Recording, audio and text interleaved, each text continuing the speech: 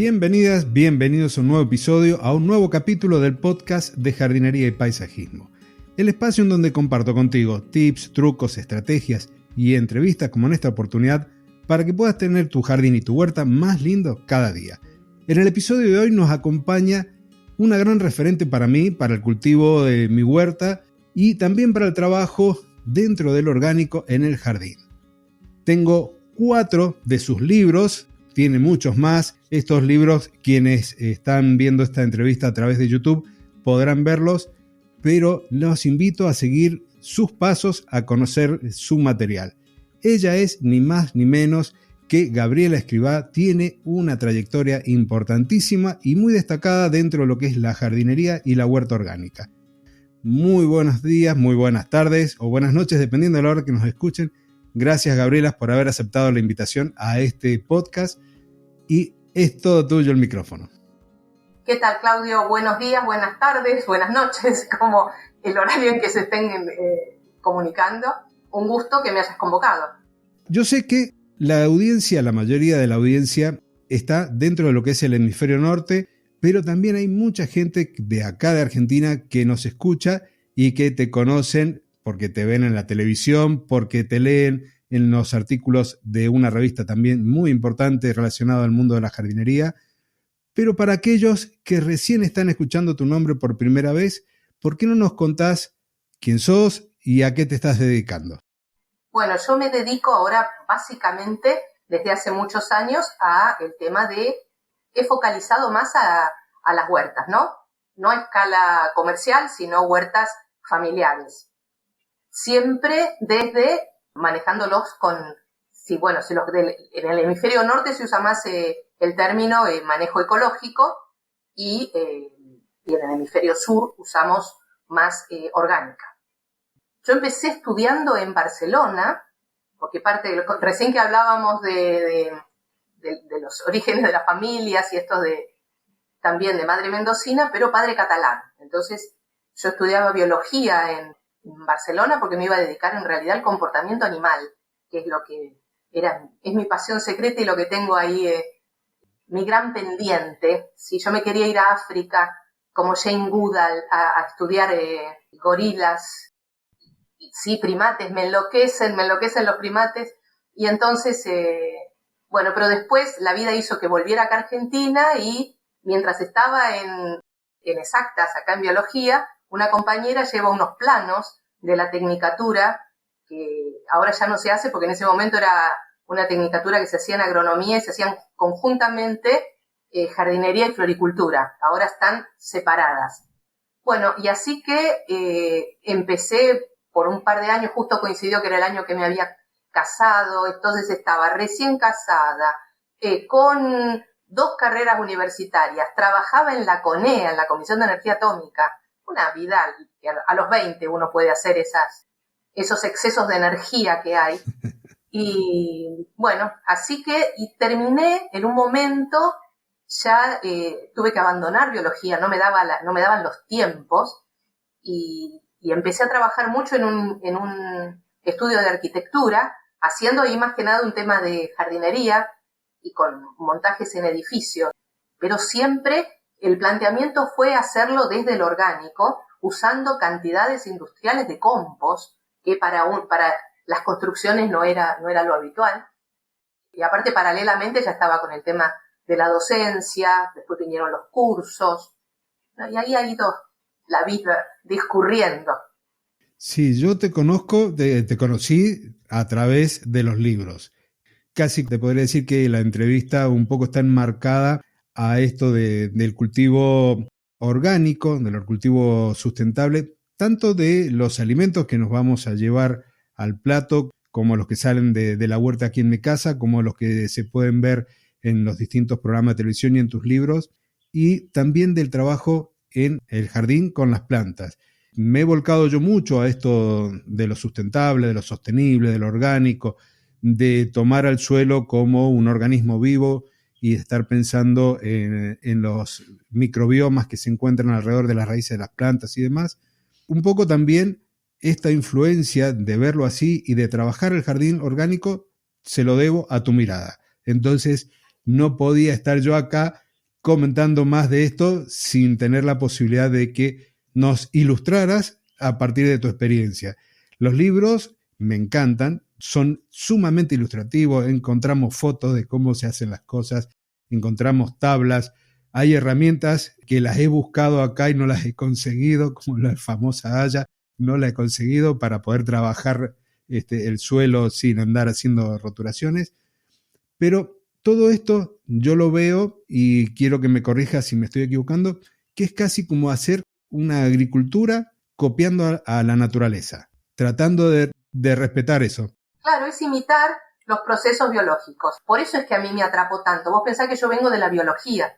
Y entonces en un momento que acá todavía estaba todo muy en pañales, en la Facultad de Agronomía éramos como locos, que éramos 4, pero en esos momentos yo iba mucho a España y ya estaba la revista Integral en Barcelona. Era un biólogo también, Álvaro Altés, que estaba con el tema. Él venía también de estudiar en Alemania, me parece que sí, Álvaro había estudiado en Alemania, y él me daba muchísimo material. Yo cada viaje volvía cargada de libros y era como recorría los productores españoles que hacían orgánica. España también estaba recién comenzando. Y bueno, pero así que al principio fue una autoformación. Y bueno, autoformación, leyendo, no era que... Sí, no había una carrera... Claro, después ya ahora hay una tecnicatura en manejo orgánico. Bueno, ya la agroecología ha crecido muchísimo, pero te digo, al principio era como que éramos 4 locos. Y mira, como para iniciarnos, como para dar esos primeros pasos, a alguien que recién está mirando el jardín, que está viendo de a lo mejor destinar un pedacito para la huerta, ¿cuáles serían esas primeras recomendaciones que le darías para que pueda iniciarse en esto que es el cultivo orgánico de las verduras, de las frutas y el manejo también del jardín? ¿Cuáles serían esas primeras recomendaciones como para que de ahí empiece a caminar este sendero? Como si fuera que vos acabás de comprar esa casa y tenés ese sector. Bueno, entonces, lo primero que más que ver, hay que saber qué es lo que a uno le gusta comer. Prioridad 1, ¿sí? Entonces, primero, ¿qué es lo que me gusta comer? Después, lo que tengo que ver son las cantidades de horas de sol que tengo en el espacio que voy a destinar para armar la huerta. Eso es vital, porque el suelo lo puedo, aunque sea o aunque no tenga suelo, porque puedo llegar a tener que sea una terraza o que ese lugar sea un playón de cemento, pero puedo cultivar igual. Pero si no tengo sol, no puedo cultivar. Entonces, punto 1, ¿qué es lo que me gusta comer y a mi familia? Y punto 2, la cantidad de horas de sol que da en ese lugar. Después de que yo tengo ya el número de horas de sol, que más o menos voy a ir viendo, si uno es nuevo en el lugar, tiene que aprender y saber los movimientos de sombra que va a tener diferentes, depende de la estación del año, ¿no? Ya que decís que tenés gente que te ve desde el hemisferio norte, sabemos que, bueno, las cosas se dan vuelta. Nosotros las huertas las apuntamos siempre de norte a sur, a la latitud hasta más o menos la latitud de la Pampa, y un poquito más al sur, que hablábamos recién de Neuquén, y después, cuando ya nos vamos yendo más al sur, acá, conviene orientarlas de este a oeste, ¿sí? Porque los inviernos son muy, muy sombreados. Inclusive, bueno, hasta en Tierra del Fuego se hacen huertas. Y en el hemisferio norte va a ser al revés, ¿no es cierto? Uno apunta al sur buscando el sol y el calor. Y uno de tus libros hace referencia al cultivo orgánico, pero en macetas. Estoy buscando acá el libro para mostrarlo en pantalla. Y este fue uno de los que me gustó a mí más por el hecho de que vivo cerca de la ciudad del Gran Mendoza. Vos estás en Buenos Aires, si no tengo mal mi radar.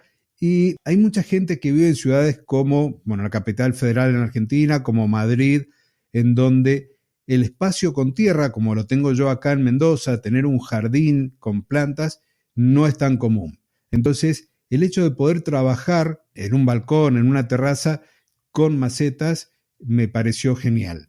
No, te iba a decir que la población urbana mundial es alrededor del 60%. Y si hay muchos españoles, ellos saben también que tienen exactamente el mismo problema. Los pueblos están vacíos, están tratando de hacer los italianos también, tratando de que familias jóvenes recuperen y vuelvan a vivir a los pueblos, pero a nivel mundial el 60% de la población vive en ciudades o centros urbanos y en América Latina llega al 80%. Así que fíjate si es importante el hecho de aprender a cultivar alimentos, lo mínimo, aunque sean las aromáticas, ensaladas mínimas en contenedores para tener este contacto y este acercamiento con lo que uno va a comer. No va a ser, por supuesto que el cultivo es en macetas, tiestos, contenedores, como queramos llamarlos, nunca va a ser la compra total, pero sí va a ser una parte interesante que nos va a solucionar mínimamente ensaladas y caldos. A mí me encanta el hecho de poder trabajar en la huerta y también toda esa faceta terapéutica que tiene el hecho de trabajar con las plantas, que no se puede disociar de estar ahí en el jardín o de estar trabajando ya sea con las plantas en una lechuga, por ejemplo, en macetas. Es una meditación activa. Mi sensación física es esa. Yo es como que no escucho el entorno, pero bueno, eso es porque los que estamos en el mundo verde por algo elegimos esto. A mí la conexión con la tierra desde que era niña no existía, no había niña ahí cuando estaba mis largas temporadas en Mendoza, porque si yo tengo tierra, ya es como que me evado del mundo.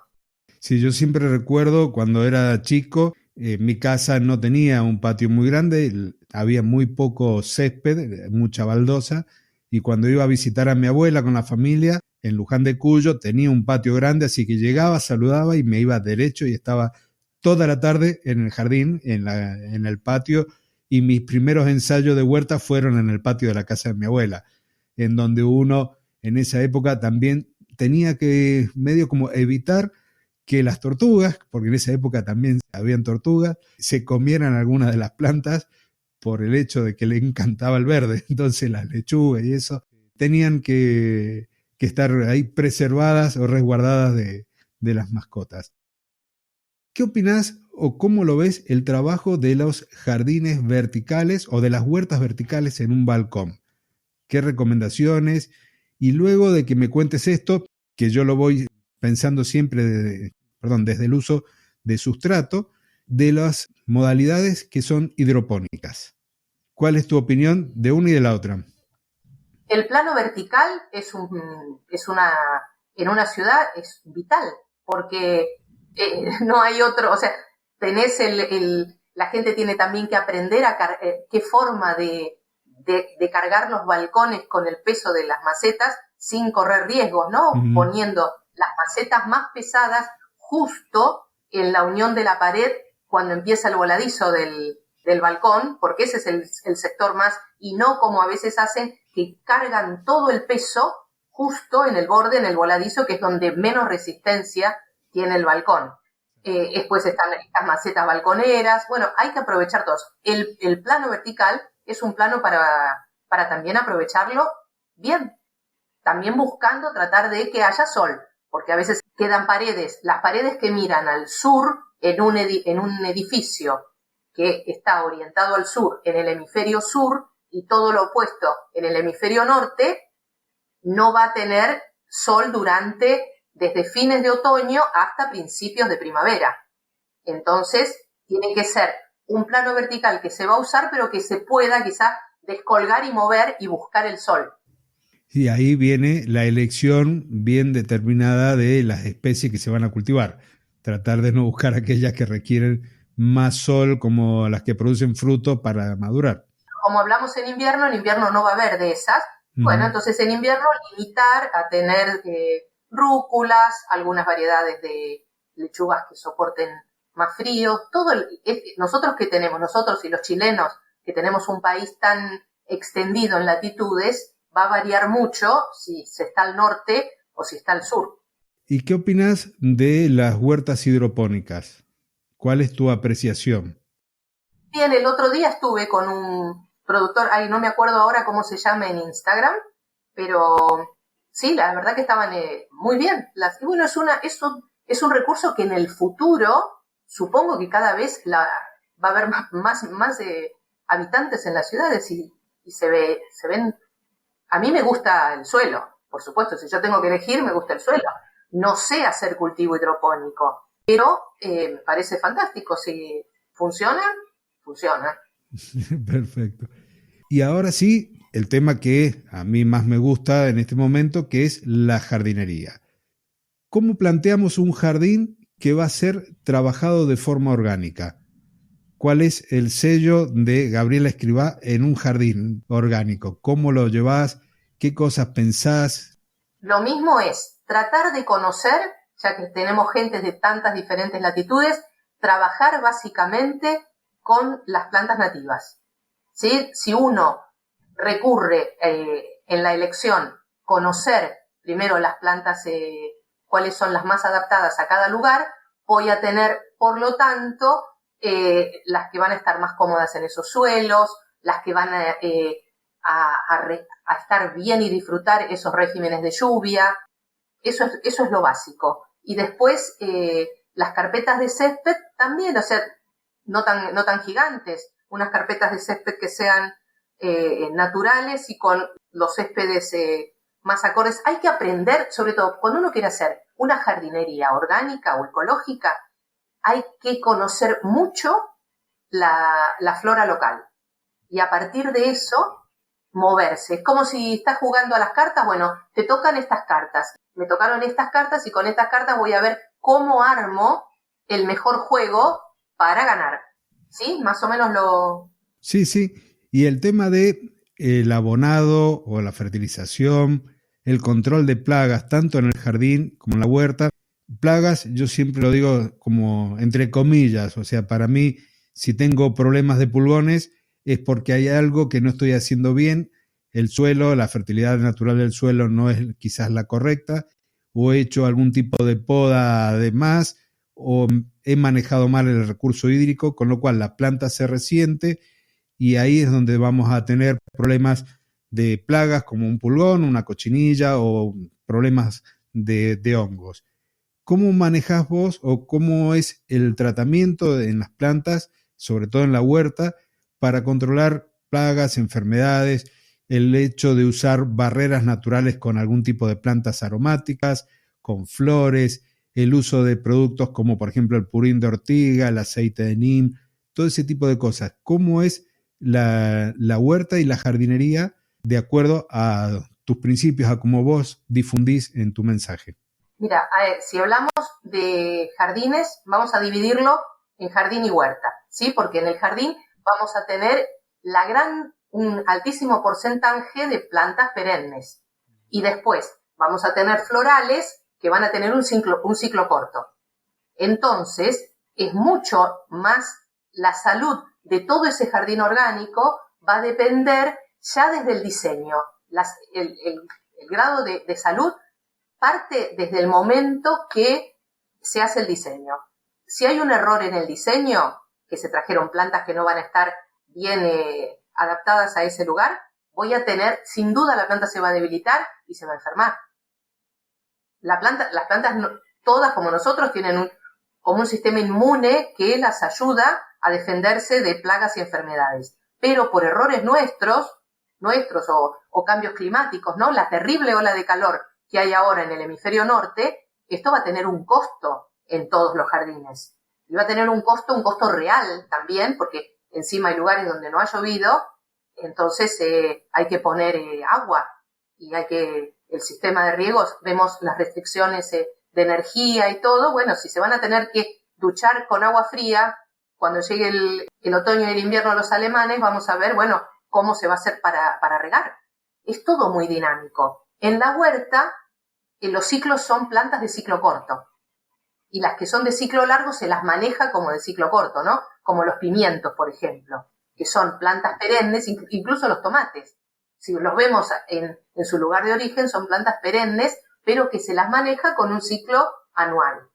Por lo tanto, si me equivoco, no importa tanto, no es tan trágico, porque la planta va a estar como máximo, que puede ser un brócoli, unos 6 meses. O si quiero sacar unos bulbos de cebollas y esto. Pero no es tan terrible. En cambio, si en un jardín elijo arbustos o árboles que nos van a sobrevivir, entonces, y me equivoqué, ahí el problema es más grave. Y todo va a estar en base a un error o desconocimiento. Cuanto uno más sabe y más se forma, investiga bien, ¿sí? Porque por suerte también ahora por internet pueden llegar a papers. Si bien a veces es mucho más fácil ver algunas cosas por YouTube, pero también hay que desconfiar. Yo veo, hay de todo en YouTube. Hay gente que es muy formada y otros que cualquiera publica cosas que son un desastre, ¿sí? Entonces, hay que ser muy selectivo a la hora de elegir información. Y a veces no es tan agradable, es más aburrido leer un paper, pero es interesante. Sí, yo te puedo decir que sí, porque me la paso leyendo. Me encanta leer material de distintas personas, de distintos lugares, con distintas culturas, porque eso enriquece y mucho. Entonces, siempre trato de que la gente vaya al material original, a las fuentes que son claro, pero certificadas. Fíjate que también lo que pasa es que la gente a veces no piensa la diversidad de suelos y climática que hay. Entonces, aplican soluciones que funcionan en el sur de Alemania y las quieren aplicar acá en Jujuy, por ejemplo, ¿sí? Entonces hay que tratar de ver primero entre lo local cómo funciona y después tratar de ver, si esto que hacen y acá no tiene sentido. Sí, en la Argentina tenemos la suerte de que tenemos un organismo, una entidad que es el INTA, que cuando queremos hacer algo del agro podemos acercarnos y nos asesoran. No sé cómo es en todos los países. Claro, no, las otras ciudades también, o sea, por lo menos en todos los países que yo conozco y he estado, siempre tenés extensión agraria que te facilita información. Yo tengo un canal de Telegram también abierto y un grupo, y resulta que de los integrantes de ahí surgieron algunas preguntas que ya más o menos te había comentado, pero una la dejé por separado que había hecho Marcela, que tiene que ver con el trabajo del jardinero. Y dice, ¿cómo podemos hacer para evangelizar, utiliza ella el término, a quienes son nuestros clientes de que las plantas no son meros adornos en el jardín? ¿Qué recomendaciones le darías? ¿Cómo podemos llegar a transmitir esto? Que para nosotros es un sentimiento más que una cuestión mental de decir o intelectual, la planta es un ser vivo y no es un adorno. Para nosotros es mucho más que eso, pero ¿cómo logramos transmitírselo a los clientes? ¿Qué recomendación le darías? A los clientes, yo ahora ya no me dedico a hacer instalaciones, pero recuerdo, y eso que ahora es como más fácil porque la gente está más concientizada, pero hay que sentarse y explicarles toda esta situación biológica de lo que decimos de las plantas que estén más adaptadas, porque aparte van a entender si en general en estas casas hay niños y hay mascotas, el hecho de evitar tener que hacer ninguna aplicación. O sea, en orgánica no se hacen aplicaciones riesgosas, pero yo creo que la formación del cliente y del dueño de ese jardín es un tiempo que hay que evaluar y invertir en ello, porque la persona a veces tiene el que desconoce, hay muchas, ¿sabes qué también ha pasado? Como pasa acá en Buenos Aires, en todas las ciudades de la Argentina, en Europa también, y aparte ahora, post pandemia, algunos también se han ido a vivir en las periferias de las grandes ciudades, en los barrios privados. Y es mucha gente que ha sido muy urbana y es la primera vez que tienen cierto contacto con unos metros cuadrados verdes. Entonces, no tienen el tiempo biológico de ver, o sea, ven un pulgón y lo quieren matar inmediatamente. Primero, sin pensar, bueno, a ver qué pasó, se me fue la mano puse mucho compost, eso, antes me habías preguntado todo este tema que al final no te lo respondí, pero bueno, el uso de compost. Entonces, compost no maduros, todo eso va a traer, y no es que van corriendo y aplican el insecticida, ese que es el que conocen para cucarachas o hormigas, no pensando que después esto se va a comer. Entonces, es muy importante la capacitación del dueño de casa, nuevo jardinero. Sí, me acuerdo cuando surgen temas como este, harán unos 5 o 6 años, hice un jardín para un matrimonio mayor, ya jubilados los dos, y cuando terminamos el jardín, que habrán sido 30 metros cuadrados, con césped, plantas, algunos rosales, levanto la vista cuando estaba con los últimos detalles y los veo a los dos abrazados mirando el jardín, y ahí me confiesan que era el primer jardín que tenían en toda su vida. Ya eran abuelos y nunca habían tenido mudanzas, pero nunca habían tenido un jardín como el que estaban teniendo en ese momento, con un poco de césped, con plantas. Siempre habían sido unas cuantas en macetas y nada más. Y es la realidad de muchas personas, sobre todo las que viven en las grandes urbes. Bueno, y para terminar, así no te sigo robando tiempo, hay una pregunta que te quiero hacer, pero esto ya más desde el punto de vista personal, que tiene que ver con la escritura. ¿Cómo fue que llegaste desde la huerta y la parte de floricultura a ponerte a escribir y a ser tan prolífica y tener tantos libros, tanto material escrito? Mira, ha sido como un misterio, parece que es como un designio, porque me llamo Gabriela, ¿viste? Y Gabriela, se ve que Gabriela quiere decir el que comunica, por el arcángel Gabriel. Entonces, dicen que es esto como que el deseo de los padres, porque yo no he estudiado nunca literatura. Toda la vida sí he estudiado muchos idiomas, la gramática la he aprendido desde estudiar idiomas. Y dando los cursos los cursos de extensión universitaria acá en la facultad, digo acá porque como yo estoy cerca de la Facultad de Agronomía, entonces en los cursos de extensión en la Facultad de Agronomía, así fue por la ingeniera Álvarez, que yo era ayudante de ella en la cátedra de diseño de jardines. Entonces, me parece que fue por ella que vos tendrás libros de Marta Álvarez. Bueno, yo era ayudante de Marta en jardinería, la materia era jardinería. Entonces, Marta decía, ay, vos que escribís también estos informes, no sé qué, algo así fue, y entonces me pidieron de Albatros un capítulo de prueba para ese primer libro, y me parece que ahí arrancamos, ¿sí? Y después de los libros vino la revista Jardín, que también es tan conocida, y ahora estoy escribiendo para Cuerpo Mente en Barcelona. Mira, esa no la tenía. Esto es de ahora, desde junio, estoy escribiendo la parte de huerto ecológico y entonces hago también pensar que escribo en español para todo, porque allá cambia desde el sexo, porque es el huerto. Todo cambia, ¿sí? No es cantero, es bancal, bueno, pero como yo siempre he estado con una pata, como decimos, una pata aquí y la otra pata allí, entonces para mí no es, me es fácil y me encanta. La verdad que sí, porque aparte cuando descubrí que la editorial quedaba más o menos a 5 calles de donde nació mi padre, fue como una locura. Una locura. La vida dio una vuelta así que hizo de donde salió mi papá de Barcelona, y la hija vuelve a trabajar ahora ahí, a 5 calles de donde nació mi padre. Y bueno, viste, sí. Y esto otro por el lado de mi madre, la huerta en Mendoza.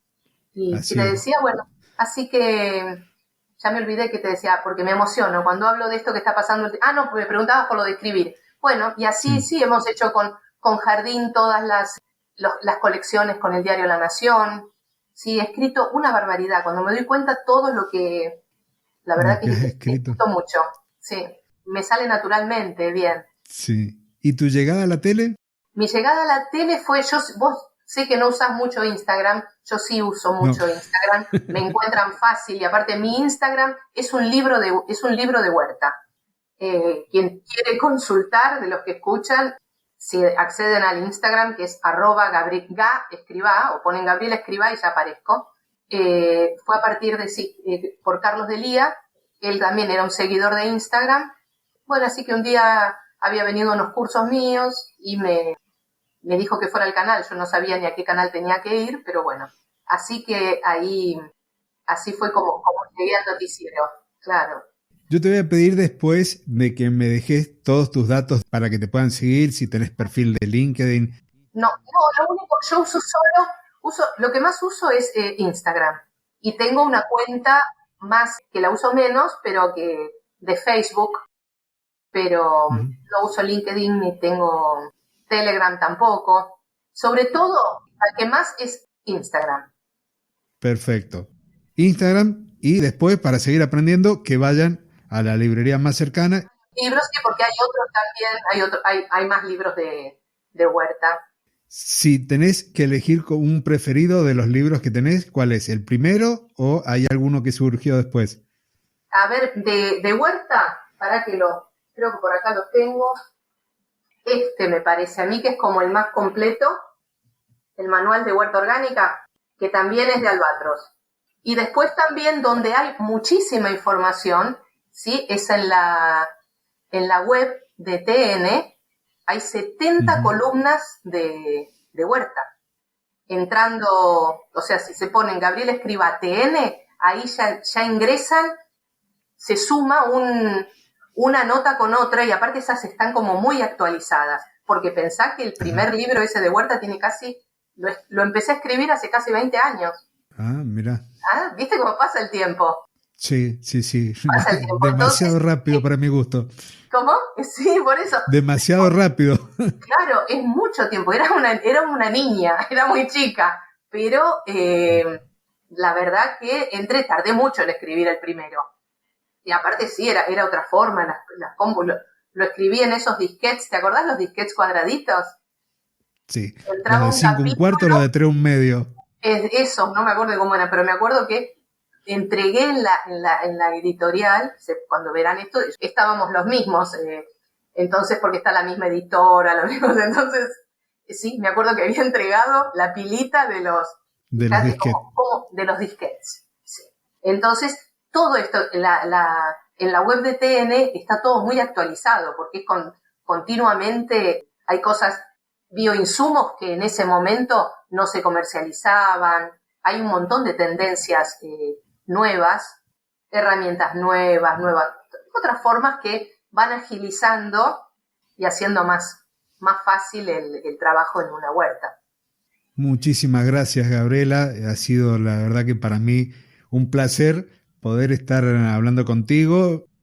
No me había imaginado realmente nunca, el podcast, estoy en la 4ª temporada, nunca me imaginé que el podcast me permitiera poder acercarme a mis ídolos, en este caso de la parte de huerta orgánica, y comunicarme contigo y ver lo comunicativa, lo generosa que sos con tus conocimientos.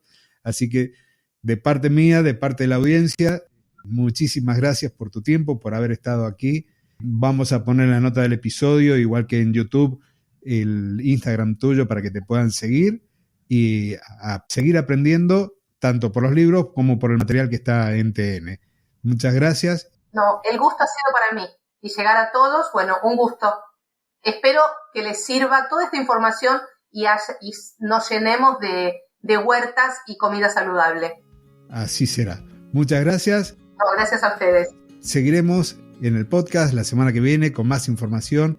No va a ser como tener a Gabriela como hoy, que nos ha acompañado y ha compartido todo lo suyo, pero seguiremos hablando de jardinería y de paisajismo. Hasta el próximo jueves. Muchísimas gracias. Saludos.